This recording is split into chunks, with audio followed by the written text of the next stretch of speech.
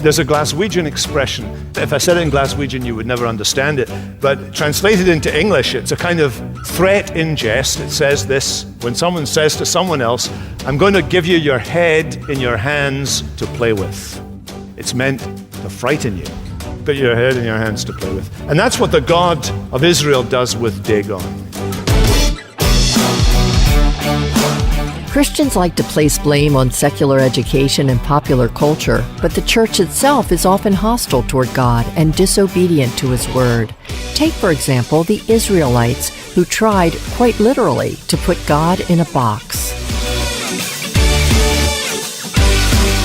Welcome to No Falling Word with Liam Gallagher. To learn more about this program, to support this ministry, or to receive your free MP3 download of Carl Trueman's message entitled Learning from Dead Ends, The Doctrine of Original Sin in Recent Scholarship, call 1-800-488-1888. That's 1-800-488-1888. Whether the idols in our lives are physical statues or are simply priorities that we place before God, they all share one common trait.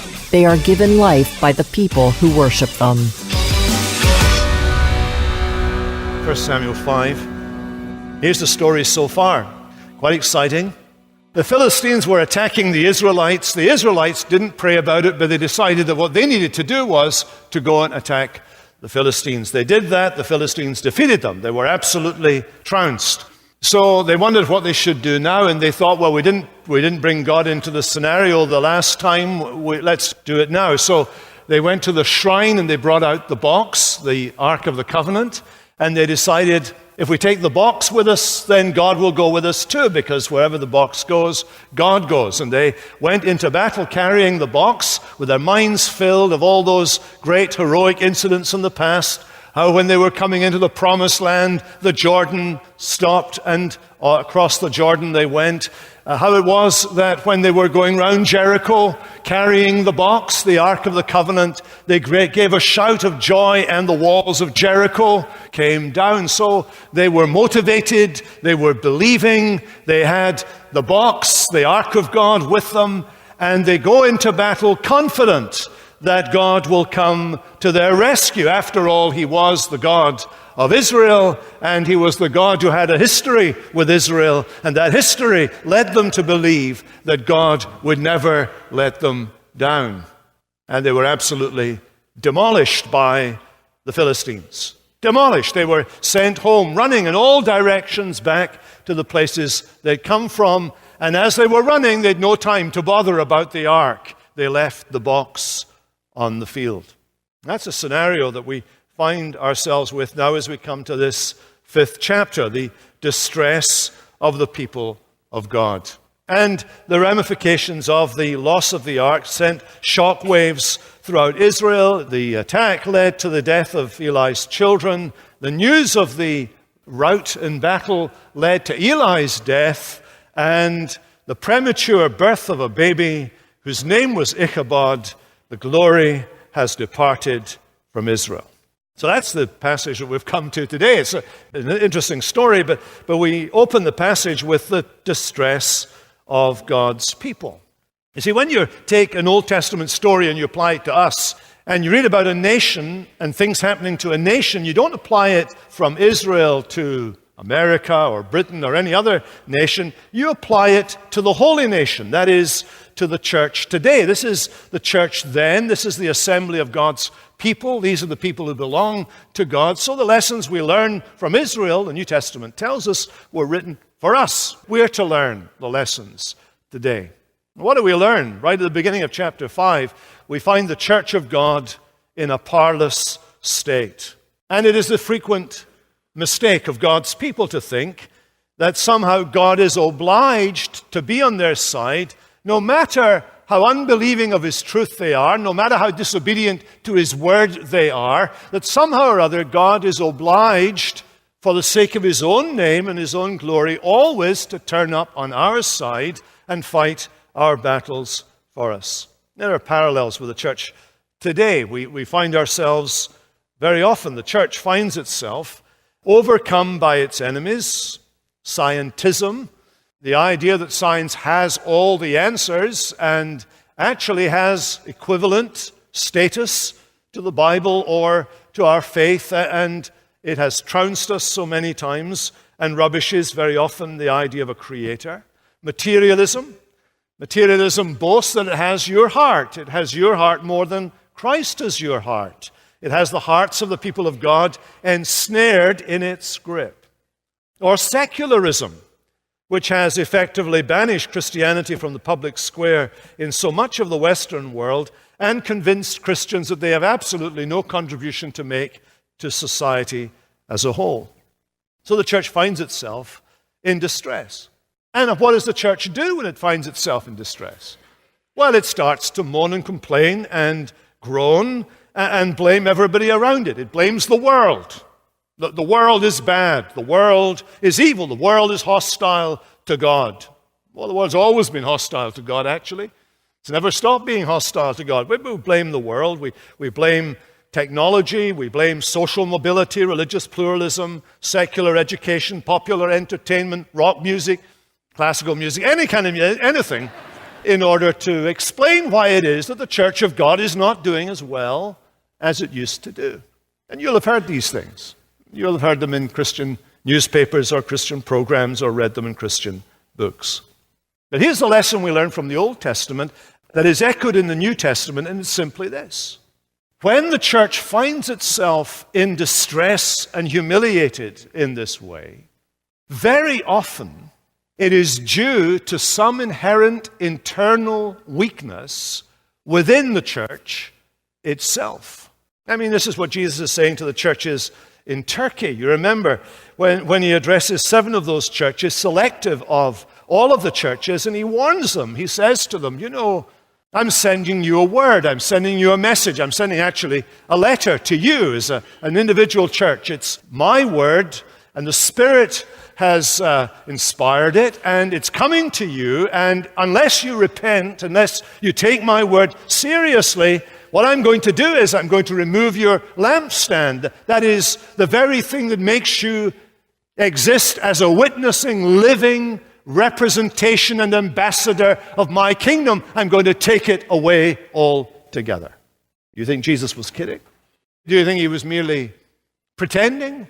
Well, if you go to Turkey today, you'll find virtually no Christians in Turkey. It's a very small number of believers there. And the very churches that he writes to, they've gone, they've been extinguished, they've vanished long ago.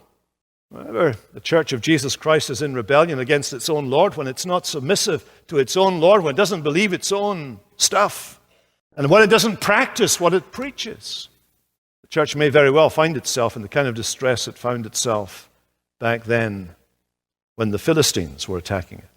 So there's a distress of God's people, and then there's a defiance of God's enemies. You see, there are some people happy at the beginning of chapter 5, and it's the Philistines that are happy. In fact, there's a repeated use of the word in the Hebrew to take. First of all, the Israelites, they took the ark as if it was a thing, an object, and so on. They treated it as a talisman. They took the ark and they used it as a talisman. And then the Philistines, they took the ark and they used it as a trophy. So there you have the Israelites. They use it as a talisman or a lucky charm. And here are the Philistines. They take it as a trophy and they bring it into the house of their God. I want you to see that there is an exact correlation between how Israel treated the Ark of the Covenant and how the Philistines regarded the Act of the Covenant. You see, there was a fundamental theological error in the thinking of the Israelites, the people who should have known better. They regarded the Ark of the Covenant as having power in itself. They looked at the history. They saw that wherever the Ark was, God was, and that maybe God was in the box. God was in the box. You had the box with you. God was with you. He was tied to the box. That's all you needed. So you went into battle with the box, and God went with the box into battle. And the Philistines, looking on, learned to think in the same terms. If you've got the box, you've got Israel's God. God goes with the box. God's going with us now. And they take the box back to the temple of Dagon. And there's a shelf, there's Dagon. They put the Ark of the Covenant on the shelf next to Dagon. And they think, there it is. Yahweh, Israel's God, is now sitting next to Dagon and is his servant. We've got the God of Israel in his place, and it's our place.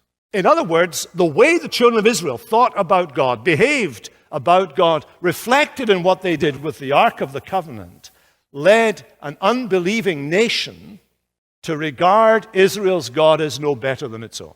So he could join the pantheon of gods that they had back in their place. So the Ark of the Lord is captured. Verse 1.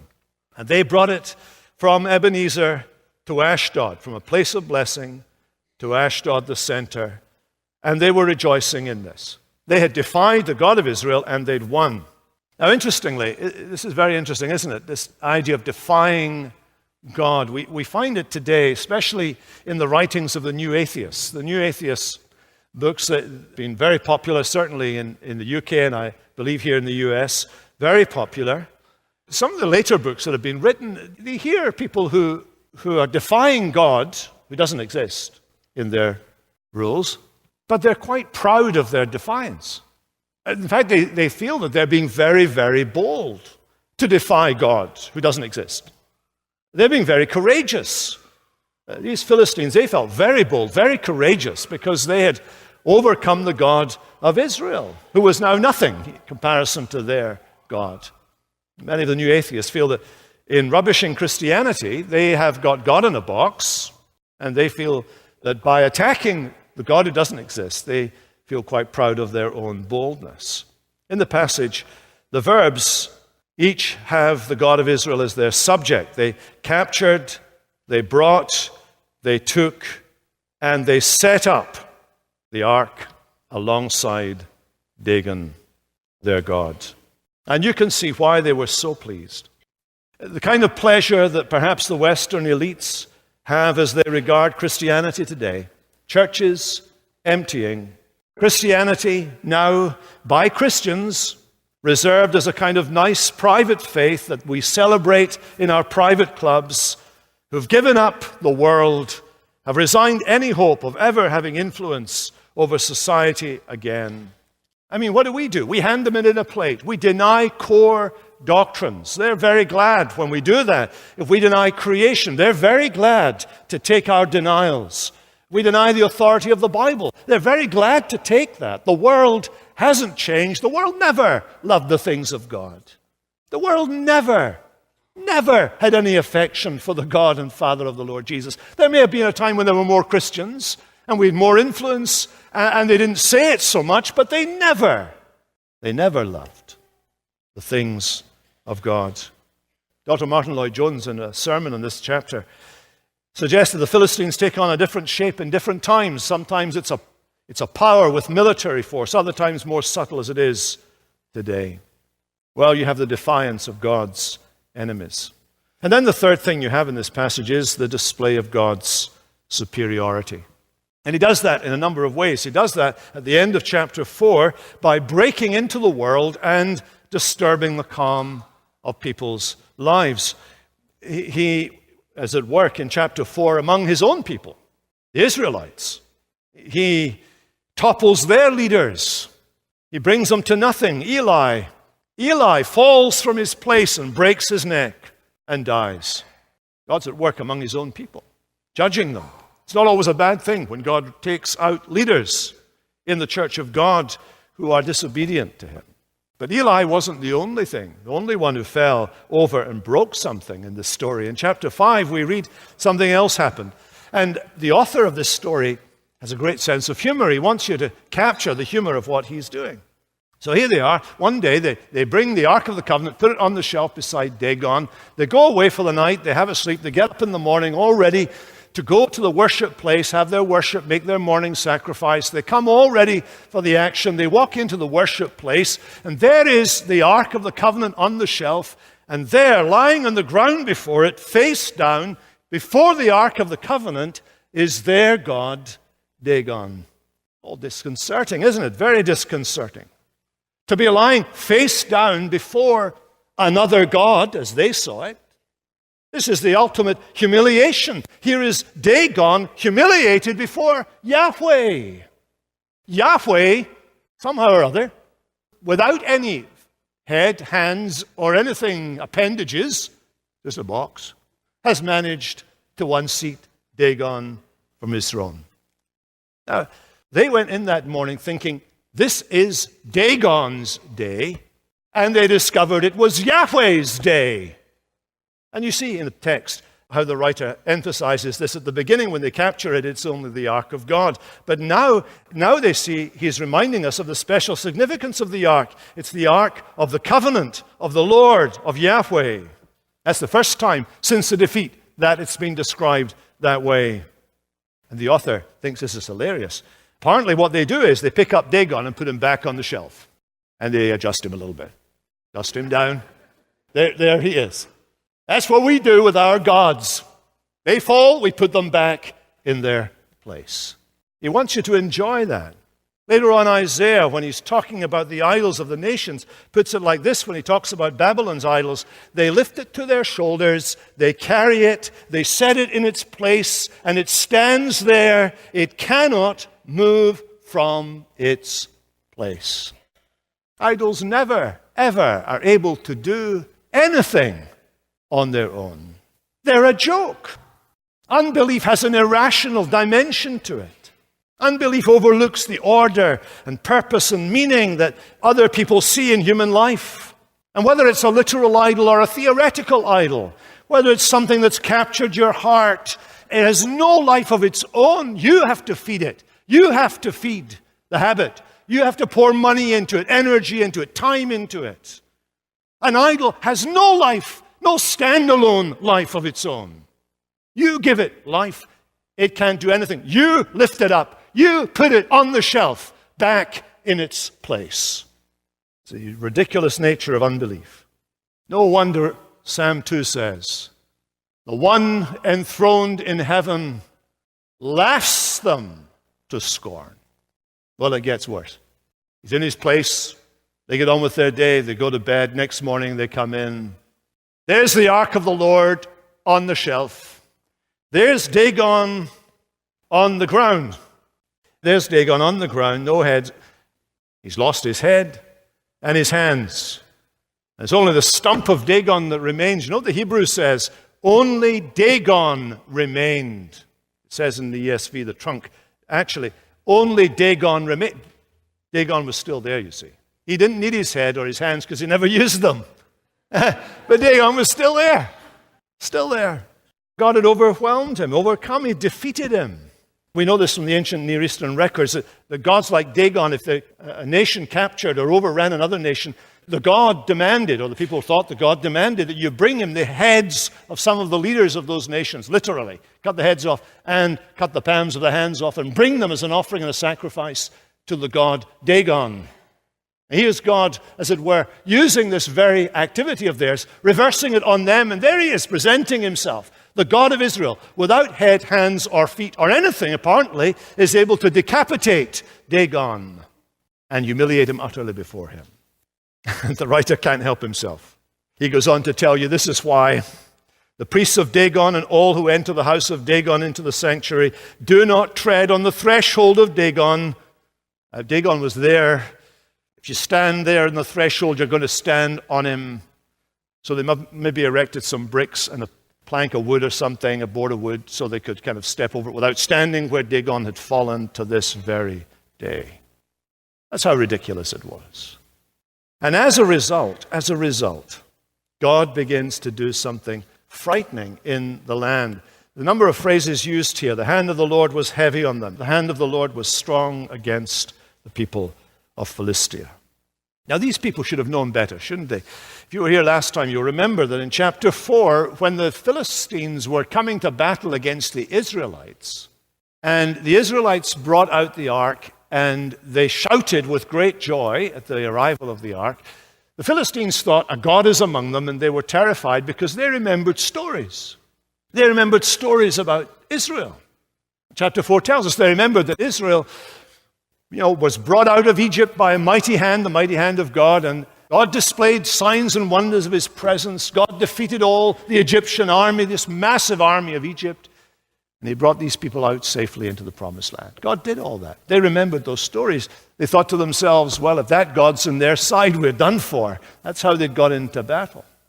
But they'd had a selective memory. They'd forgotten some stuff. And so God begins to remind them, really, of that. He does a little replica of what he did in Egypt. He sends them some of the plagues of Egypt. And he reminds them that he's the God who did that. Yes, he did bring them through the Jordan and the Red Sea and had defeated the Egyptians. He's the same God who'd done all of that stuff. The same God. And now he begins to afflict the people there in the land. The hand of the Lord was heavy against the people. He terrified and afflicted them with tumors, both Ashdod and its territory. There were rats running the land. There were things growing on them, all kinds of tumors on them and so on. All kinds of things. God is doing a victory march through Philistia. It's very interesting to read the story. He's afflicting them in one town and they think to themselves, well, we don't want them in Philly any longer. Where would be a really, really terrible place to send them? Well, let's take the ark to Newark in New Jersey. We'll take it there. Nobody wants to live in Newark. So they'd send it there, and they don't like it either. So then they decide they're going to send it to Pittsburgh. So they send it to Pittsburgh, and the people there don't like it. The hand of the Lord is heavy upon them there, and they think, where can we send this? The furthest away place that we can possibly send it from us. The place that's the pits of the world.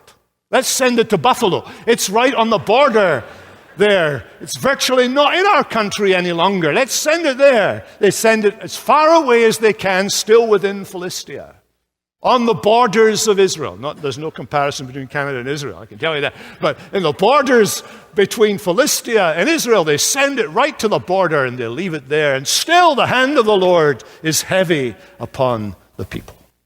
See, back in chapter 4, when the ark of God left, the people said, God's gone. Ichabod, the glory has departed. Now you will know this word for glory. In Hebrews, the word kaboth, which means heavy, the heaviness of God, the weightiness of God. And that word actually is used a lot in chapter 5, and in particular with reference to the hand of God being heavy upon the Philistines. Where is the glory of God? The glory of God is not just his compassionate and infinite mercy and loving kindness to his people. The glory of God is also the sharp brightness of his judgment, the heavy hand of his judgment upon men and women in their defiance of God. And what the Israelites are mourning, the Philistines are now mourning. Their problem is God's gone. Our problem is God's here, and we wish he was gone. And the hand of God is heavy on the Philistines. You know, this is the way God works. He's not a tame God. You can't play fast and loose with him.